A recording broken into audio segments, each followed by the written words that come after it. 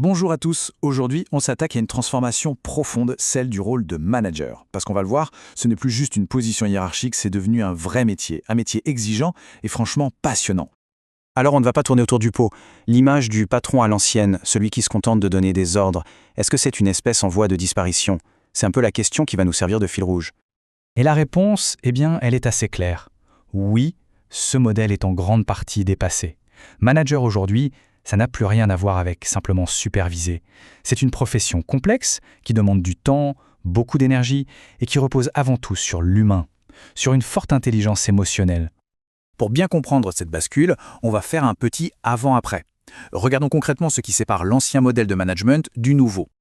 Et là, le contraste est saisissant. D'un côté, on avait une structure pyramidale, très rigide, où l'information était un pouvoir gardé au sommet.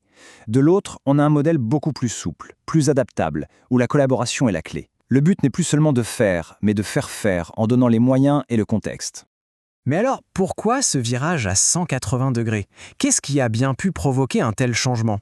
Eh bien, il faut regarder du côté de celles et ceux qui arrivent sur le marché du travail. On parle bien sûr de la génération Z. Ils sont nés avec Internet. Pour eux, l'équilibre entre la vie professionnelle et la vie personnelle, ce n'est pas négociable. Et attention, il y a un chiffre assez parlant, leur capacité d'attention pour une tâche qu'ils jugent passive est de 8 secondes. Mais si le sujet les passionne, ça peut monter à 12 minutes. Pour un manager, ça change complètement la donne. Du coup, comment on s'y prend? La clé, c'est l'adaptation.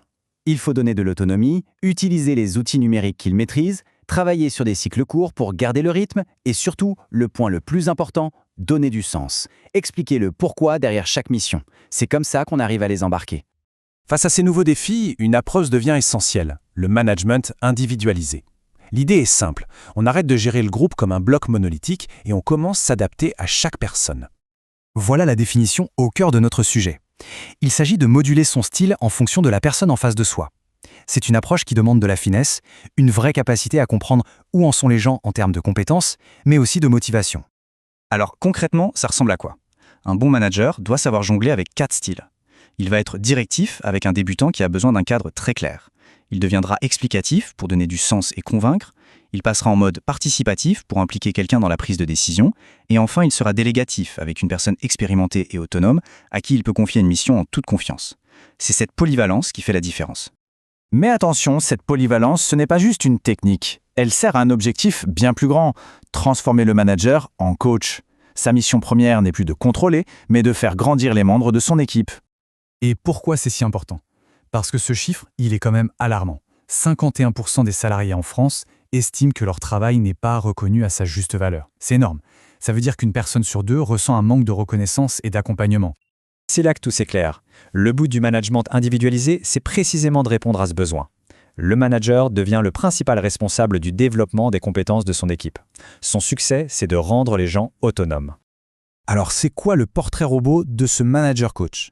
C'est quelqu'un qui bâtit un climat de confiance, qui fixe des objectifs clairs, qui sait faire des retours, même difficiles, mais toujours dans le but de faire progresser. Et surtout, c'est un chef d'orchestre qui sait comment les talents de chacun peuvent créer une symphonie collective. Finalement, si on devait résumer toute cette évolution en une seule idée, ce serait celle-là. On a remis l'humain au centre du jeu. Et c'est la seule voie possible pour une performance qui dure. Cette phrase résume tout. Être leader, ce n'est plus un statut, c'est un processus, un apprentissage de tous les jours. L'idée, c'est qu'on ne peut pas espérer faire grandir son équipe si on n'accepte pas de grandir soi-même avec elle.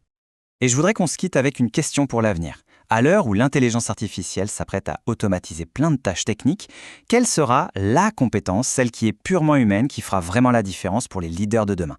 Le débat ne fait que commencer.